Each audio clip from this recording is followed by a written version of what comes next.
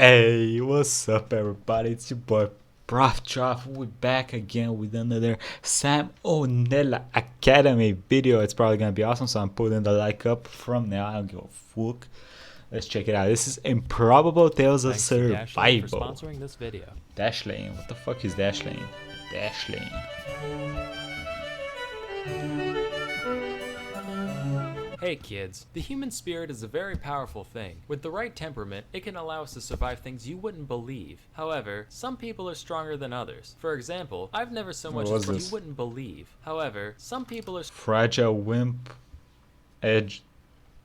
Agile stronger than pimp. others. For example, I've never so much as broken a bone in my life. Haven't been hospitalized since that first time 20 years ago. So I'm like 90% certain if I'm ever forced to dance with death, my soul's pussying out to the great beyond first thing. On the other end of the spectrum, you got guys like Phineas Gage. Gage was a 25-year-old railroad worker in mid-19th century Vermont. He and his crew were busy gang blasting rock to prepare the roadbed for a newly Gang blasting rock. planned route. Sounds like a fucking drug dealer group. Hole being Underground into the ground, filled with gunpowder and packed down using a tamping iron.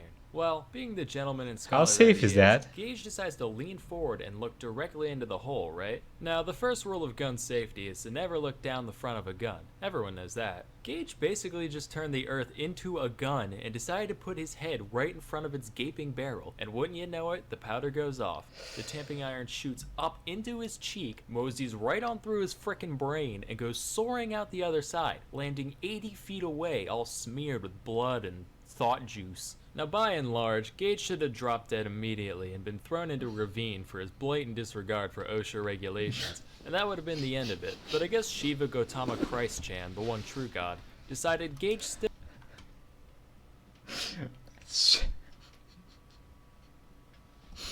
Shiva Gautama Christ-chan still had unfinished business down here on Shit Outta Luck 3, because after a few minutes of twitching on the ground, he got up, looked around, and thought, well, now's a good time as any for my yearly checkup. According to the doctor he went to, while Gage was retelling the story of what happened, he suddenly started vomiting. Okay.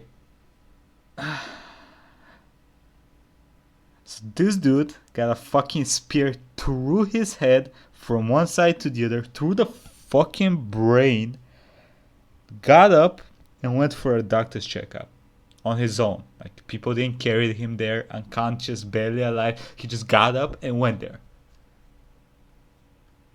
Bro, if I kick my bed frame, I wanna cry.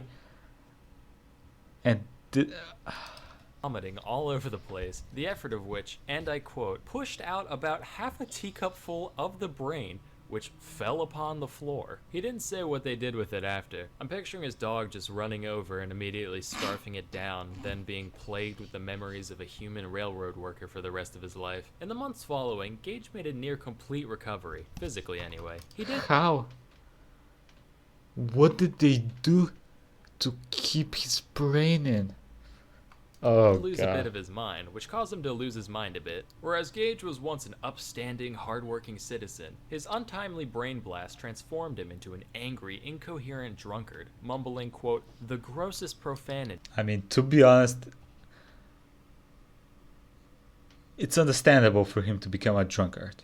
I'm gonna be honest, I'm not really into the whole fucking drinking until you're fucking shit blasted, but it's understandable, my friend. Mumbling, quote, the grossest profanity whenever he deemed fit, and showing little to no regard for human life whatsoever. Naturally, he was fired from his job at the railroad, so Gage ended up wandering the earth, earning money any way he could. For a while, he hung out at Barnum's American Museum in New York City, basically making an exhibit of himself, standing there with the tamping iron like, hi, this went through my brain. Bye! He later had a stint as a farmhand in California and a stagecoach driver in Chile, which, I don't know who let the guy with severe brain trauma and no depth perception drive a vehicle, but whatever. Over time, he actually became a lot more functional, until finally, 10 years later, when his brain remembered, oh yeah, I shouldn't exist, leading to Gage having a bunch of seizures and dying at age 36. A similar story happened with one Ron Hunt in 2003. He was an American construction worker who was drilling a hole above his head. Oh no.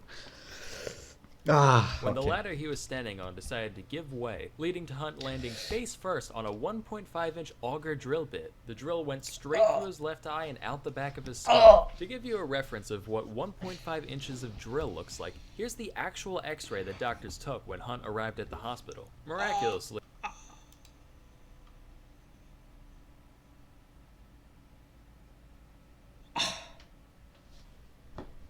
Bro, how are you alive?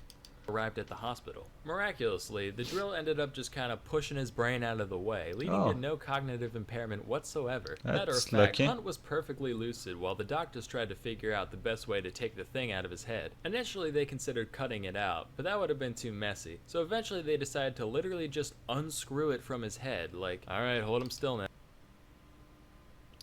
Y'all fucking serious? Is that really the best you can do? Just unscrew it?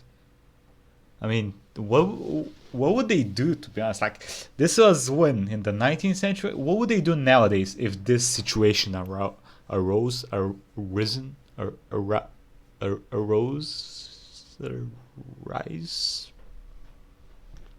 If this situation happened nowadays, what would they do? Would it be the same? Like, fucking just unscrew it, bro. Now.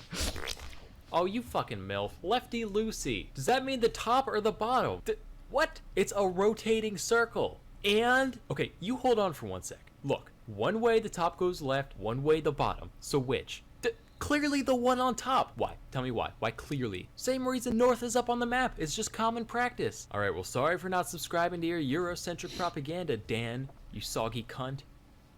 Anyway, what were we doing? If you think Hunt was just a little too lucky with his incident, don't worry. According to Snopes, he was self-employed and didn't have insurance. So Hunt had sufficiently recovered from his injuries by early September to appear on national television programs such as CNN News and ABC's Good Morning America. Although he was truly fortunate not to have suffered more severe injuries or damage to his motor or speech skills, he came away from the incident far from unscratched.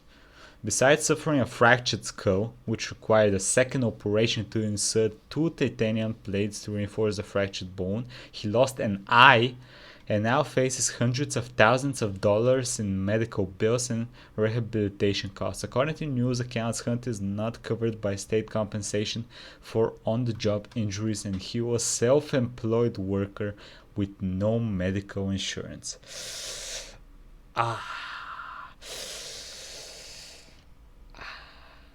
That's fucked. So while the accident didn't ruin his life, you can sleep easy knowing that hundreds of thousands of dollars of medical bills and rehabilitation costs probably did. Our next tale revolves around Greg Rasmussen, a British-born animal conservationist who was studying wildlife in Zimbabwe. One day, he got reports of a highly endangered rhino being spotted in the area, so Greg took... Greg, are you a fucking dumb? Please tell me the rhino did not impale him. Greg, did you fuck with the rhino? Greg, please tell me you did not fuck with the rhino.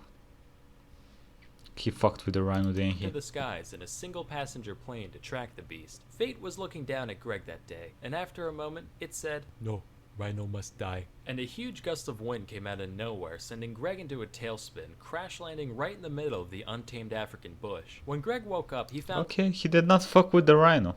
that his legs looked like used up tubes of toothpaste, so he was essentially trapped right where he was. Arguably worse than that was the fact that Greg was dehydrated before he even took off, hoping to get water at his destination. And just when things looked like they couldn't get any worse, they got worse. A group of elephants showed up and started harassing and straight up stampeding at Greg. With no other option, he starts banging on the wreckage as hard as he could. The elephants went ha! And decided to leave him alone. He was also approached by a pack of hyenas and I thought elephants were not cunts. Why are elephants cunts to him? Greg, what did you do to the elephants? actual lionesses on the hunt. But fortunately, animals are all morons, so the same trick worked on them too. Greg spent an entire day and night pinned under the wreckage, fighting off wildlife, severe dehydration, and extreme temperatures before finally being rescued the next morning. Incredibly, after over 100 operations, doctors managed to get Greggy's leggies up and running again. Although he was now 3 inches shorter, which is probably for the best, because now they can just stick the keys to the plane on top of the fridge so he never has another incident like this again. So moral of the story, us humans humans are resilient creatures who will do anything in our power to survive. And just as Greg Rasmussen banged on his destroyed plane to ward off predators in Zimbabwe, you should bang on your keyboard right now to ward off predators online. With Dashlane, in this day and age, cybersecurity and privacy have never been Okay, I like the way you did it, my boy. So let's more let important, and only this a play select out. few people have the time, energy, and know-how to keep their data as safe as humanly possible. With Dashlane, you can take all your passwords and autofill data across all your devices and use the power of encryption to keep them out of the hands of lowly hackers. PC, Mac,